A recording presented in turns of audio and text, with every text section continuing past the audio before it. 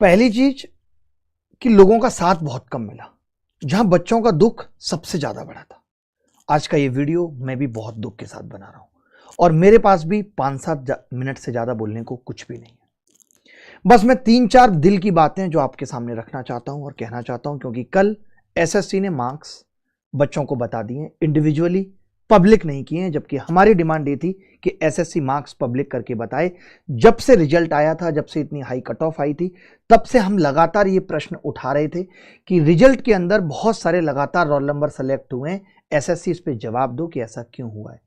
हमने भी डेटा लिया और बहुत सारे लोगों ने भी डेटा लिया और इतने सारे बच्चों के डेटे ग्रुप में वायरल भी होते रहते हैं, बट उन सब डेटा को देखने के बाद कहीं वो लगातार बच्चे दिख नहीं रहे। मैंने कोशिश की, अगर आपके पास हैं तो उन लगातार बच्चों की आंसर की हम तक पहुंचाएं। आज सब ये कह रहे हैं कि नॉर्मलाइजेशन बहुत जरूरी है, कमीशन का भी ये मानना है, मैं मानता हूं। 36 लाख लोगों ने फॉर्म भरा, 18 लाख लोगों ने एग्जाम दिया और लगभग हर साल अभी ऐसा ही हो रहा है कि आधे लोग ही एग्जाम सेंटर तक पहुंच रहे हैं। उसकी एक वजह यह भी बहुत बड़ी है कि आज अगर कोई बच्चा 12th पास है तो वो भी फॉर्म भर देता है, ग्रेजुएशन के फर्स्ट ईयर में वो भी अपनी किस्मत आजमाने के लिए। जो ग्रेजुएशन सेकंड ईयर में वो बच्चा कहता है कि मैं पेपर का लेवल पता लग जाएगा क्या होता है, वो भी फॉर्म भर देता है। आप सब जानते हो ये सब रॉन्ग इंफॉर्मेशन डाल के किया जा सकता है। एसएससी कोई प्रूफ या कोई डॉक्यूमेंट आपसे अपलोड नहीं कराते। अब आप जाओ पेपर देने या नहीं जाओ, जिससे एसएससी को लगा अब 36 लाख लोगों ने फॉर्म भरा, 36 शिफ्ट बन गई। अगर यही फॉर्म 18-20 लाख लोगों ने भरा होता तो 20 शिफ्टों में भी खत्म किया जा सकता था, अगर एसएससी जेन्युइन लोगों से ही फॉर्म भराते। और क्या आपको लगता है कि इनमें से कुछ लोगों ने कट ऑफ क्लियर नहीं की होगी? उससे डिजर्विंग कैंडिडेट तो बाहर हो गया ना, क्योंकि सीजीएल का एग्जाम ऐसा नहीं है कि जिसका ग्रेजुएशन हो जाएगा वही निकाल पाएगा। सीजीएल हो, एमटीएस हो, सीएचएसएल हो, इन सबके लेवल लगभग सेम है। इनफैक्ट सीजीएल तो एमटीएस से भी सस्ता एग्जाम हो चुका है। आज क्यों ऐसा है कि 50% लोग पेपर नहीं देने जाते और इसकी वजह से इतनी शिफ्ट हो रही है? इतने सालों में एसएससी इसका सोल्यूशन नहीं निकाल पाई। वास्तविकता यह है कि इन लोगों का फॉर्म रिजेक्ट नहीं होगा और कितने सारे जेन्युइन बच्चों के फॉर्म रिजेक्ट हो जाते हैं। अगर हम ये आइडेंटिफाई कर लें तो लोग भी कम हो जाएंगे और कम शिफ्ट में हम एग्जाम करा पाएंगे। और दूसरी सबसे बड़ी प्रॉब्लम है कि पेपर का लेवल एक जैसा नहीं रख पा रहे। 36 शिफ्टों में एक शिफ्ट इतनी ज्यादा मुश्किल है और 35 लगभग आसान है। क्या ये अनफेयरनेस नहीं है?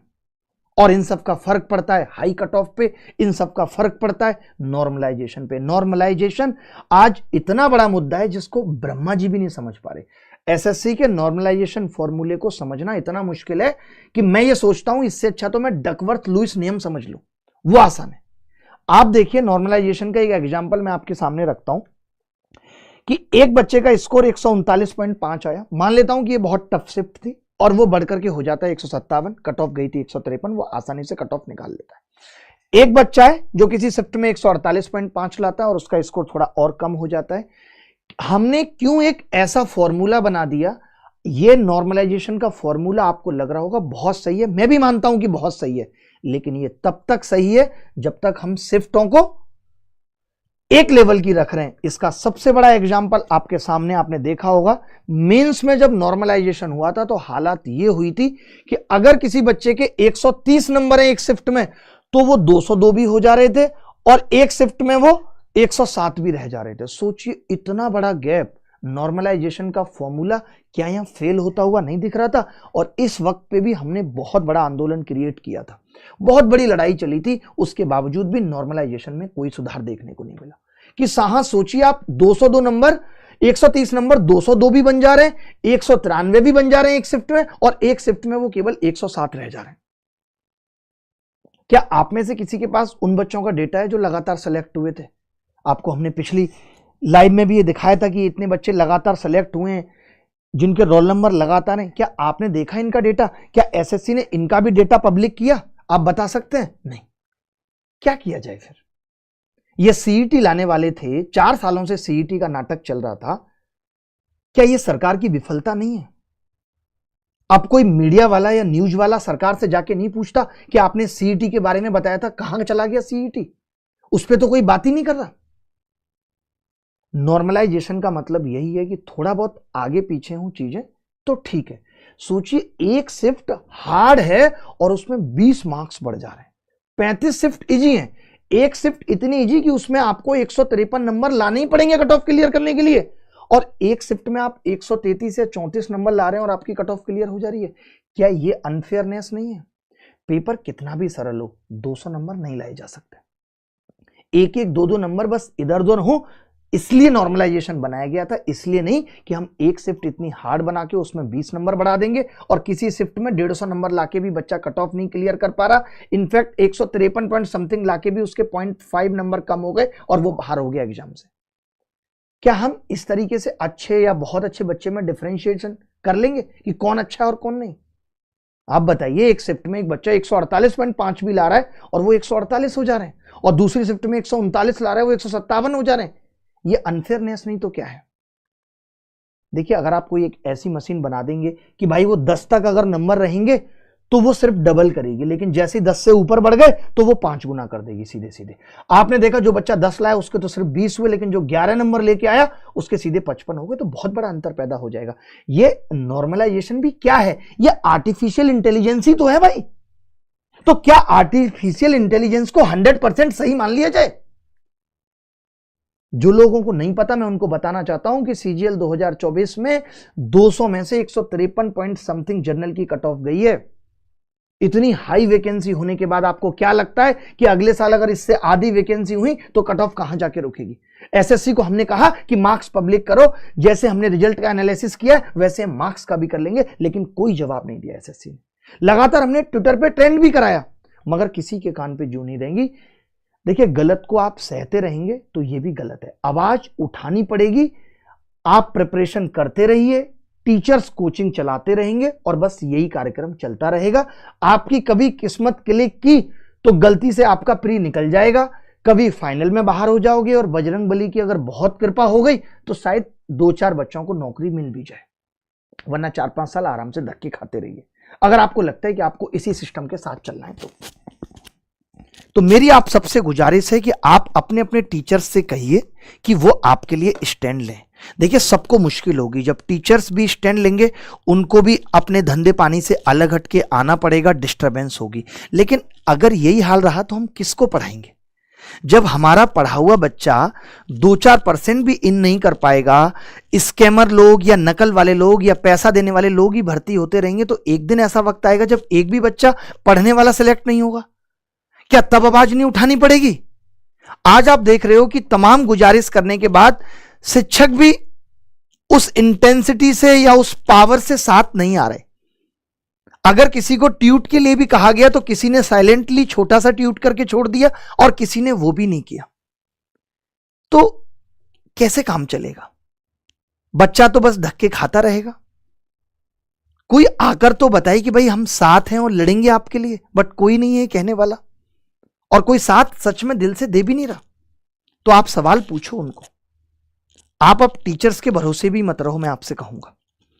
आपको याद होगा अभी जब फॉर्म रिजेक्ट हुए थे तो हमने बच्चों को कहा कि आप एसएससी ऑफिस में जाकर के सवाल पूछिए। बच्चे इकट्ठे होकर एसएससी ऑफिस गए। वहां जाके जब उन्होंने 2-4 घंटे इंतजार किया तो एसएससी के कुछ लोग आके उनसे मिले और उनसे पूछा क्या हुआ है, और बाद में उन सबके एडमिट कार्ड भी जारी हुए। तो मैं आप सब बच्चों से गुजारिश करना चाहता हूं कि आप अगर दिल्ली में रहते हैं तो आप एसएससी ऑफिस जाकर उनसे ये पूछिए कि ये इतने बच्चे लगातार कैसे सेलेक्ट हुए हैं, आपने नॉर्मलाइजेशन किस लेवल का किया है कि एक शिफ्ट में 20 नंबर बढ़े हैं और एक शिफ्ट में नंबर कम हो गए। ये सवाल आपको पूछने पड़ेंगे। मैं आज एसएससी ऑफिस गया और मैंने एक एप्लीकेशन दी कि भाई ये सारे टीचर्स हैं जो आपसे मिलना चाहते हैं। 4-5 टीचर्स का नाम दिया जो एसएससी में पढ़ाते हैं कि भाई ये आपसे मिलना चाहते हैं और बताना चाहते हैं कि एसएससी में ये रिफॉर्म्स की जरूरत है। उन्होंने एंटरटेन ही नहीं किया। उन्होंने कहा आप इतना हीरो क्यों बन रहे हैं, बच्चों को तो कोई परेशानी नहीं है, बच्चों को परेशानी होगी तो वो आकर खुद मिल लेंगे। तो भैया सवाल आपको पूछना पड़ेगा, आवाज आपको उठानी पड़ेगी। मैं साथ खड़ा हूं, आपके हर कदम पे खड़ा हूं, कभी आपको अकेलापन नहीं फील होगा। अगर आप प्रयागराज में रहते हैं तो इलाहाबाद में भी एसएससी का ऑफिस है, वहां जाके सवाल पूछिए। बट इस प्रॉब्लम से निपटना तो पड़ेगा। अगर आप बर्दाश्त करते रहेंगे तो ये प्रॉब्लम हर दिन और बढ़ती चली जाएगी। अगर आप दिल्ली में रहते हो तो वहां जाकर सवाल पूछना पड़ेगा।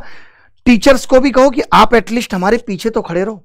आप सोचिए, देश में इतने बड़े बड़े शिक्षक हैं, खान सर जैसे टीचर्स अगर इस मुद्दे पे बोलेंगे तो मीडिया के थ्रू सवाल एसएससी चेयरमैन और सरकार तक भी पहुंचेगा और उनको भी पता चलेगा कि हमारे सिस्टम में कितनी अनफेयरनेस है। बट आवाज उठानी पड़ेगी। मैंने भी खान सर से गुजारिश की, मैं फिर उनसे और गुजारिश करता हूं, स्पेशली आप भी अपने थ्रू आवाज टीचर्स तक पहुंचाइए और उनको कहिए कि आप हमारा साथ तो दीजिए, हम पढ़ लेंगे आपसे, हम आपका कोर्स भी लेंगे, सब कुछ करेंगे। क्या लगता है आपको, ले लेना सबका एक एक बार कोर्स। बट अभी तो वक्त है जब आपको टीचर्स से सपोर्ट की जरूरत है।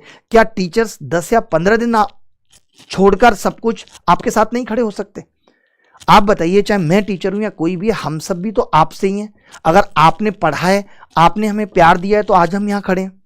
अगर आप हमसे पढ़े ही ना होते तो हम काय बात के टीचर होते? या आज आप हमसे पढ़ना बंद कर दें, आज आप कह दें कि एसएससी में इतनी धांधलेबाजी है, हम पढ़ाई छोड़ रहे हैं, तो हम काय बात के टीचर रह जाएंगे? रह पाएंगे क्या हम टीचर? नहीं, हम आपसे ही तो हैं। अब अगर आपके हक की लड़ाई है और हम आपके हक की लड़ाई में सिर्फ अपना फायदा सोच रहे हैं कि भाई मेरा इसमें कोई फायदा नहीं है, मैं शांति से चलता हूं, मैं शांति से पढ़ाता रहूंगा, मुझे कोई मतलब नहीं है, तो अगले साल भी क्या होगा? यानी इसका मतलब तो यह है, हमें मालूम है कि इन बच्चों के साथ गलत होगा, अगले साल भी ये सेलेक्ट नहीं होंगे, बट हम फिर भी इनको किस तरीके से बेवकूफ बना सकते हैं कि तुम तैयारी में लगे रहो। मुझे ये बात एकदम नहीं जच रही है, एकदम नहीं जम रही है, इसीलिए मेरे अंदर आपको दुख दिख रहा होगा। गलत हुआ है, 100% हुआ है, और अनफेयरनेस कोई एक जगह नहीं है। फॉर्म से लेकर के एडमिट कार्ड तक, एग्जाम से लेकर के पेपर के लेवल तक, गलत नॉर्मलाइजेशन से लेकर के हाई कट ऑफ तक, उसके बाद फिर वेटिंग लिस्ट नहीं है, हर मोड पे लड़ाई है। इधर बच्चों की टूटी हुई उम्मीदें, मरते हुए सपने, खत्म होती हिम्मत है, और कितना पढ़े, मुंह दिखाने के लायक नहीं 152 नंबर लाकर भी। किसको जाके अपना दर्द कहें, किसके सामने जाके आंसू बहाएं? ये वो हालात है जहां खुद पे भरोसा करना कठिन हो रहा है कि मैं अगले साल भी कर पाऊंगा या नहीं कर पाऊंगा, हमसे होगा या नहीं होगा। पढ़ाई छोड़ दें क्या? छोड़ दिया तो कहीं ये मलाल ना रह जाए कि यार हो सकता था इस बार वैकेंसी भी ज्यादा आती थी, और होता भी है बहुत सारे बच्चों के साथ, और फिर लगता है तैयारी की, अगले साल भी कुछ ऐसा हो गया और नहीं हो पाया। तो आप बताइए, एसएससी की रिजिडनेस और ईगो यहीं से दिख रहा है कि जब एमटीएस में ये साफ हो गया था कि पूर्णिया सेंटर पे घपला हुआ है, तो क्या एसएससी ने कोई एक्शन लिया? नहीं लिया। इसका मतलब एसएससी तो गलत पे भी एक्शन नहीं लेती।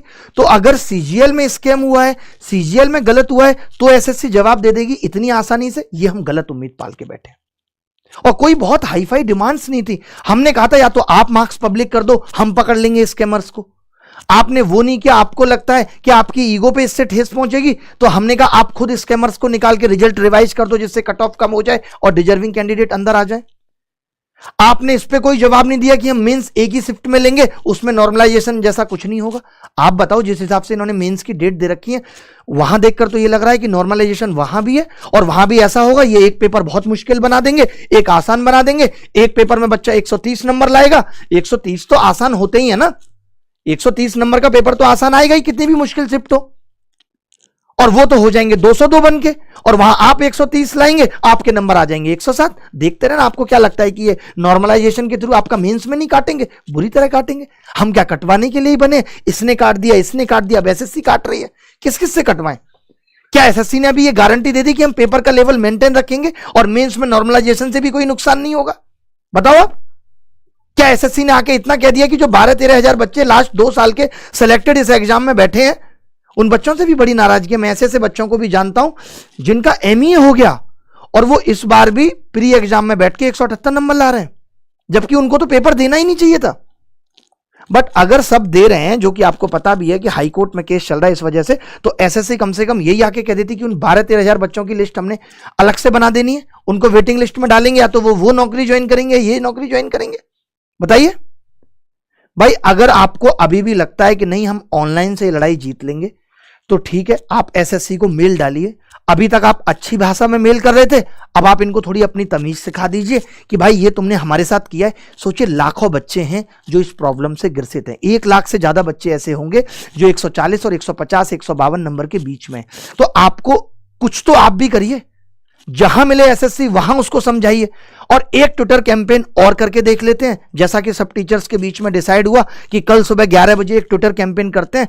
कल सोचिए, ये मीटिंग में डिसाइड हुआ है, बट अभी तक मैं आपको बता सकता हूं गिनती के 4 या 5 टीचर्स होंगे जिन्होंने इस पे वीडियो बनाया होगा, वरना अभी तक किसी ने वीडियो नहीं बनाया। तो ट्विटर कैंपेन ही क्या कर लेगा? मैं आके बोल दूं या 1-2 और टीचर आके बोल देंगे, उससे तो ट्विटर कैंपेन भी बहुत आगे तक नहीं जाएगा। इसका मतलब तो हम जो कर रहे हैं वो सब टाइम पास के लिए कर रहे हैं कि ठीक है, ये मामला धीरे धीरे, अब तो मुझे लगता है एसएससी के साथ साथ शिक्षक समुदाय भी ये सोच रहा है कि मामला धीरे धीरे खत्म हो जाएगा, हम अपना उसी तरीके से पढ़ाते रहेंगे, फिर नए बैचेज लाते रहेंगे, बस चलता रहेगा, बच्चा मूर्ख है बनता रहेगा। तो आप बनिए। आप अगर अभी भी आईना नहीं देख पा रहे, अभी भी आप ये नहीं देख पा रहे कि लोग आपका साथ दे रहे नहीं दे रहे, जबकि ये जानते हुए आप सोचो, मैंने आपको दिखाया कि ये एक टीचर है जिसने अलग अलग शिफ्ट में इतने सारे बच्चों का एग्जाम दिया है, मेरे पास प्रूफ भी था उस चीज का।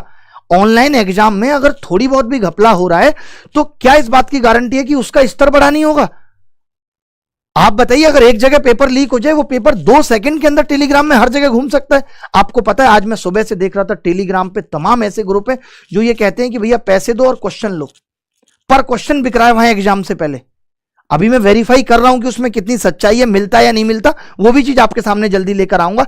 तो कल 11 बजे हम लोग ये ट्विटर कैंपेन चला रहे हैं कि एसएससी फ्रॉड है, ये थोड़ा एग्रेसिवली हमें चलाना पड़ेगा।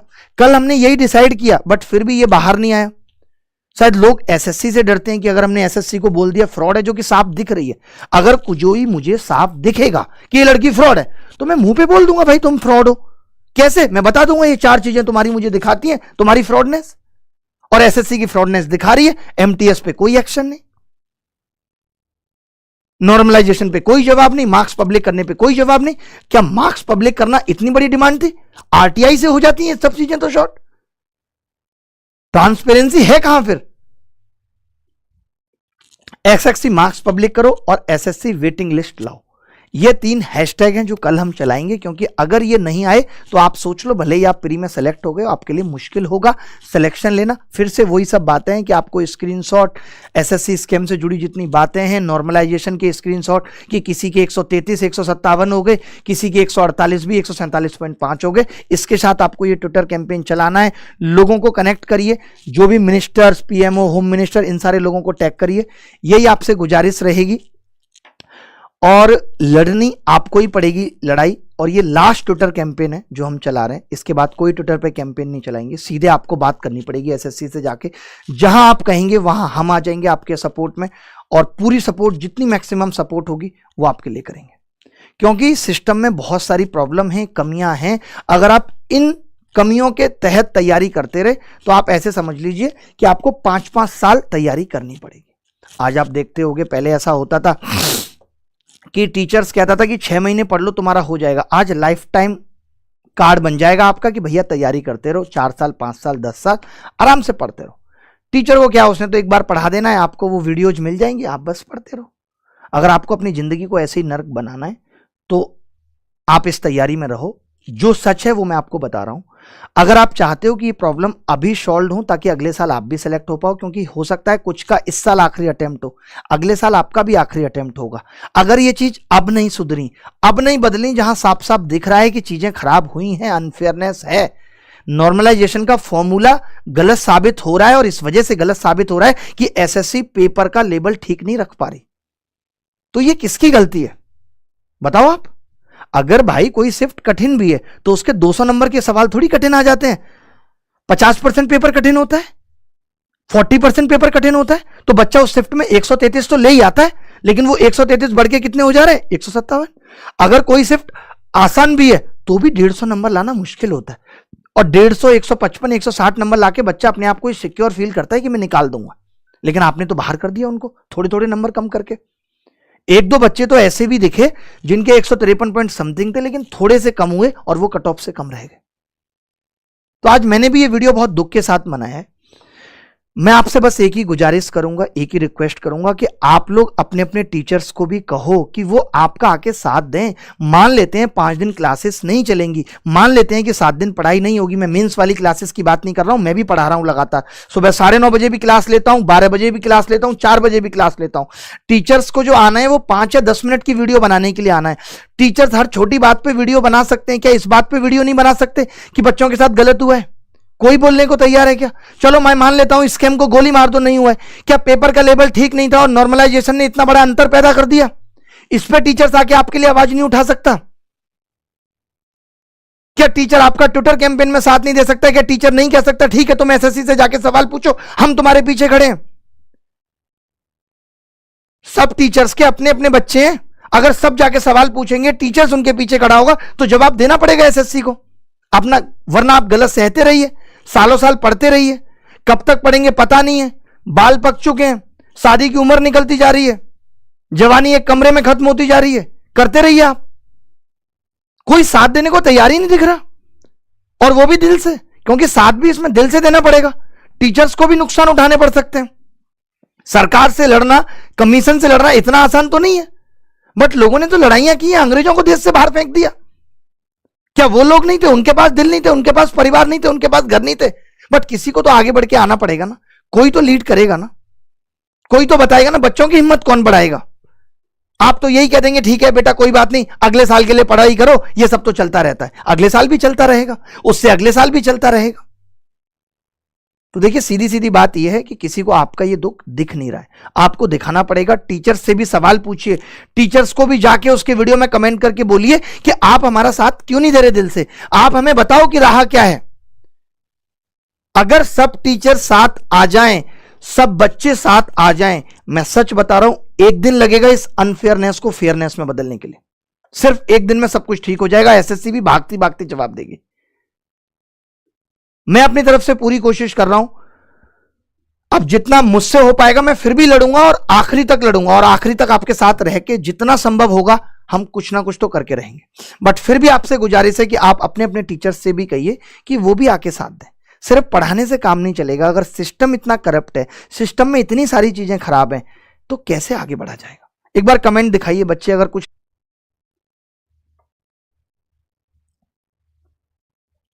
देखिए, अगर कट ऑफ 130 जाती और कोई बच्चा आके कहता सर मेरा 1 नंबर से नहीं हुआ, तो हमें दुख नहीं होता, हमें दुख नहीं होता। अब कोई बच्चा 152 पॉइंट समथिंग ला करके कह रहा है कि सर मेरा 0.5 से नहीं हुआ, 0.8 से नहीं हुआ, तो वाकई में दुख का विषय है। 76% नंबर लेके आना एग्जाम में आसान चीज नहीं है। यूपीएससी में लोग नहीं ला पा रहे। एक बच्चा लिख रहा है सर रॉ मार्क्स का इशू तो है सर, रैंक मित्रा ने भी सेम नॉर्मलाइजेशन दिखाया था, वहां पर 69,000 बच्चों के मार्क्स 150 प्लस थे, और रियल रिजल्ट में 153 वाले 74,000 कहां से आए? तो बहुत मुश्किल है। देखिए, सब जिसको जितना फायदा दिखेगा वो उतना उतना साथ देगा। बड़ी मतलब की दुनिया हो गई है, बट हमें उनको आईना दिखाना पड़ेगा, चाहे वो कोई भी हो। अगर मैं आपकी जगह विद्यार्थी होता तो मैं भी अपने शिक्षक को आईना दिखाता कि आज जो है आप वो मेरी वजह से, आज मैं दुख में हूं तो आपको मेरे साथ खड़ा होना पड़ेगा। आप खुद बताइए ना, लोग अगर ये कहें कि हम उन बच्चों के साथ हैं जो सेलेक्ट हो गए, अगर आप ये कह रहे हो कि हम उन बच्चों के साथ हैं जो सेलेक्ट हो गए,